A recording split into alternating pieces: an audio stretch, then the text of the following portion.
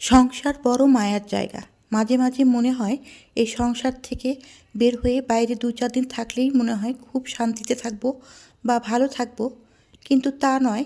দিন শেষে সংসারই হয় বড় আপন এবং মায়ার জায়গা, তাই না? এই যে সকালের নাস্তায় আজকে আমি পরোটা, ডিম পোচ আর বুটের হালুয়া নিয়ে নিলাম। আর এখন ছাদে চলে এসেছি। কিছু কাপড় ওয়াশিং মেশিনে দেওয়া ছিল, সেগুলো ছাদে মেলে দিচ্ছি। বেশ রোদ উঠেছে। এরপর ছাদে যে আমার গাছ আছে সেগুলোর কিছু যত্ন নেব, কিছু গাছ লাগাবো, গাছে পানি দেব। আমি এখন বাবার বাসায় থাকি, মাঝে মাঝে এসে এই কাজগুলো করে যাই। বিশেষ করে কাপড় ধোয়া, ঘর বাড়ি একটু ক্লিন করি আর গাছগুলোতে পানি দিয়ে যাই। ছাদের গাছ, বারান্দার গাছ, এগুলো আমার খুব মায়ার জিনিস। আসসালামু আলাইকুম, আমি লুনা দিনাজপুর থেকে আপনাদের সাথে আছি। আশা করছি যে যেখানে আছেন ভালো আছেন, সুস্থ আছেন। আলহামদুলিল্লাহ, আমরাও অনেক ভালো আছি। যে যেখান থেকে আমার ভিডিওটা দেখছেন বা আগামীতে দেখবেন, প্লিজ একটা লাইক দিয়ে দেখা শুরু করবেন। আর যারা এখনও সাবস্ক্রাইব করেননি তারা পাশে থাকা বেল আই বটনে প্রেস করে দিবেন।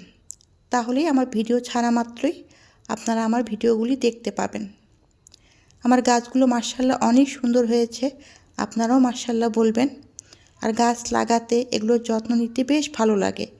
একটা সময় সুন্দর কেটে যায় গাছের সাথে। আর সবুজ চারিপাশের পরিবেশ সব কিছু মিলিয়ে খুবই ভালো লাগে। আমি বাবা বাসার থেকে মাঝে মাঝে এসে ঘর বাড়ি ক্লিন করি একটু। যেগুলো মনে করেন যে ডিপ ক্লিন করার যেগুলো জিনিস থাকে সেগুলো বেশি করি, যেমন কাপড় ধোয়া। এখন তো শীত যাই যাই করছে, তাই এক্সট্রা যে কাপড়গুলো আছে সেগুলোই বেশি পরিষ্কার করে নিচ্ছি। যেহেতু মালিয়া আব্বু বাসায় নেই, আমার রান্না বান্নার সেরকম ঝামেলাও নেই।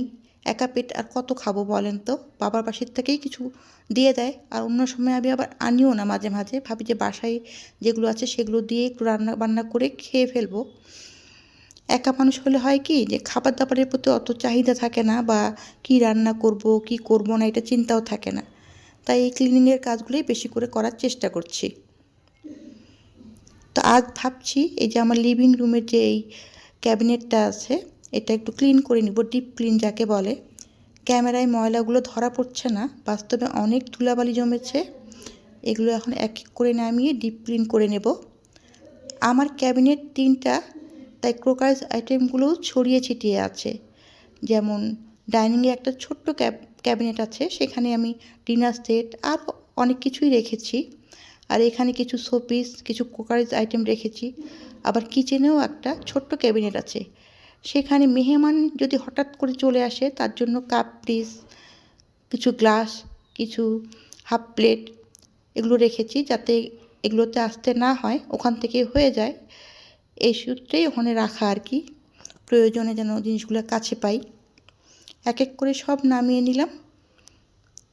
এই যে দেখেন ক্যাবিনেটের অবস্থা। এই ছোট ছোট জিনিসগুলো যে দেখছেন, এগুলো ছোট ছোট পাথর এরকম ছড়িয়ে ছিটিয়ে পড়ে গেছে। এগুলো কিন্তু অন্য কোনো ময়লা নয়। এক এক করে সব ক্লিন করে নিচ্ছি। তারপর ক্রোকারিজ আইটেমগুলো আস্তে আস্তে পরিষ্কার করে সব উঠিয়ে নিচ্ছি। এটা যত সহজ মনে হচ্ছে তত সহজ কিন্তু নয়, অনেক সময় লেগেছে। অতক্ষণ ধরে দেখাতে গেলে ভিডিওটা বড় হয়ে যাবে, তাই ছোট করে দেখানোর চেষ্টা করছি। এই কাজগুলো এখন করে নিলে পরে আর আমাকে এই ঝামেলাগুলোর মধ্যে পড়তে হবে না। মালিয়ার আব্বু এসে গেলে সংসারের কাজ অটোমেটিক সব কিছুই বেড়ে যাবে। বাজার সদাই, খাওয়া দাওয়া, যেহেতু সামনে রোজা আসছে, কিছু ফ্রোজিং করব, সেজন্য জিনিসপত্র আনবো, সেগুলো ফ্রোজিং করে রাখবো।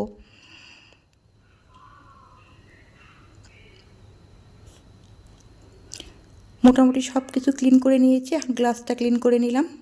এই সব কিছু উঠিয়েও নিয়েছি।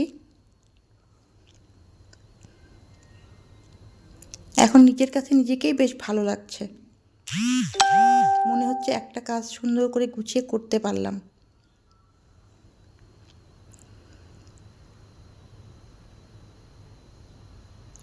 আর এপাশে কিছু শোপিস রেখেছি, যখন যেটা পেয়েছি নিয়েছি সেটাই রেখে দিয়েছি আর কি।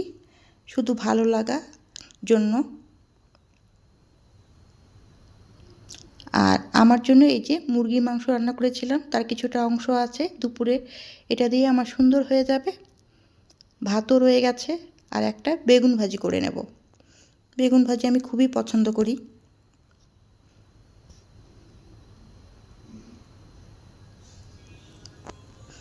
বেগুনটা এইভাবে কেটে কেটে ভেজেছি। খাওয়া দাওয়া শেষ, এখন বারান্দায় চলে এসেছি। বারান্দার গাছগুলো মাশাআল্লাহ অনেক সুন্দর হয়েছে। এগুলোতে পানি দিয়ে দিলাম, তারপরে আপনাদের সাথে শেয়ার করছি। গাছগুলোতে সুন্দর ফুল এসেছে মাশাআল্লাহ।